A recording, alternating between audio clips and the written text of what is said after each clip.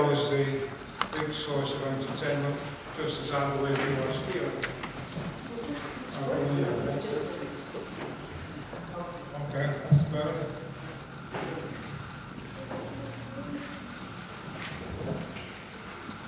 In Lancashire, which is halfway up on the Irish seaside, and they have a dialect all of their own, which is very difficult to understand because they miss out all words.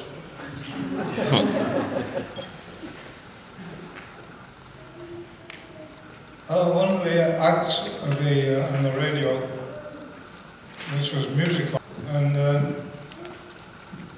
he later appeared, of course, in My Fair Lady as Eliza Doolittle's father, and everybody will remember him, I'm sure. And this particular monologue is one of his more famous ones, and it's a little strange. It's called The Lion and Albert. There's a famous seaside place called Blackpool that's noted for fresh air and fun, the finest that Woolworths could sell. They didn't think much of the ocean. The waves, they were fiddling and small. There were no wrecks, and nobody drowned. There was nothing to laugh at all. So they paid, so seeking further amusement, they paid and went into the zoo with the lions and tigers and camels, and old ale and sandwiches too. There was one great big lion called Wallace.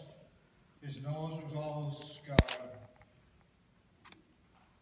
and he lay in a somnolent pasture with the side of his face to the barge. Now Albert had heard about lions, how they were ferocious and wild, and to see Wallace lying there so peaceful, well, it didn't seem right to the child. So straightway the brave little fella, not showing a morsel of fear, took his stick with his horse's handle and pushed it in Wallace's ear. You could see that the lion didn't like it. For giving a kind of a roll, he pulled Albert inside the cage with him and swallowed the little lad whole. Then Pa, who had seen the occurrence and didn't know what to do next, said, "Mother, yon lion's at Albert." And Mother said, "Well, I am vexed." Then Mr. and Mrs. Ramsbottom, quite rightly, when all's said and done, complained to the animal keeper that the lion had eaten their son. The keeper was quite nice about it. He said, "What a nasty mishap. Are you sure it's your lad that's been eaten?" And Pa said, "I'm not sure. There's his cap." The manager had to be sent for. He came and said, "What's to do?" Pa said, "Yon lion's Ed Albert. And him in his Sunday clothes too." The mother said, right, young fella. I think it's a shame and a sin for a lion to go and eat Albert, and after we've paid to come in." The manager wanted no trouble. He took out his purse right away, saying how much to settle this matter. And Pa said, "What do you usually pay?" But Mother had turned a bit awkward, and when she thought, well, her Albert had gone, she said, "No, someone's got to be summoned." So that was decided upon. Then off to the police station they went, in front of the magistrate chap. They told what had happened to Albert and proved it by showing his cap. The magistrate gave his opinion that no one was really to blame, and hoped that the Ramsbottom would have further sons to their name. At that, Mother got real proper blazing. "And thank you kindly, sir," she said. "What, waste all our lives bringing children to feed ruddy lions? Not me.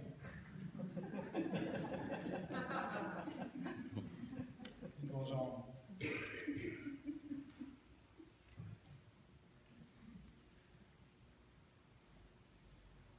Wallace was sorry the moment he'd done it.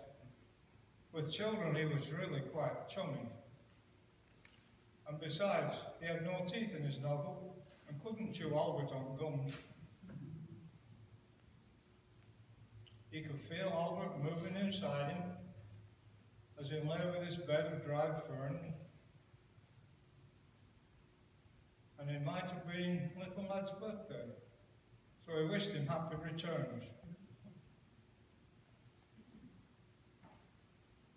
But after Albert kept kicking and fighting till Wallace arose feeling bad and felt it was time that he rescued the lad. So in a corner on his front paws he started to walk, and he coughed and he sneezed and he gargled till Albert shot out like a cock. Mr. and Mrs. Ramsbottom, meanwhile, had gone home to tea, feeling blue. Ma said, "I'm feeling down in the mouth like," and Pa said, "I bet Albert is too." Ma said, "Well, it just goes to show you that the future is never revealed. If I thought we were going to lose Albert, I wouldn't have had his shoes sold and healed." "Let's look on the bright side," said Father. "What can't be helped must be endured. Every cloud has a silver lining, and we did have young Albert as steward."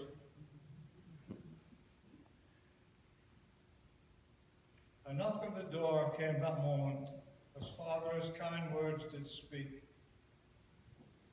It was the man from the Prudential. He called for his tuppence per person per week. When Pa saw who was knocking, he started to laugh, and he kept on laughing so that the young man said, "What's to laugh at?" I said, "You'll laugh and all when you know." Mother said, "Excuse him for laughing, but really things happen so strange. Or Albert's been ate by a lion. You'll have to pay us for a change." Said the young man from the Prudential, "Now come on, let's understand this. You mean to say you've lost him?" And Pa said, "Oh no, we know where he is." When the young man had heard all the details, a bag from his pocket he drew and paid them with bonus and interest, the sum of £9, 14 and 2. Pa had scarce got his hands on the money when a face at the window they saw. And Mother said, "Hey, it's Albert." And Pa said, "Aye, it will be." Young Albert came in all excited and started his story to give. And Pa said, "I'll never trust lions again as long as I live." When the young man from the Prudential to pick up the money began, Pa said, "Wait a minute, young man, don't be in a hurry."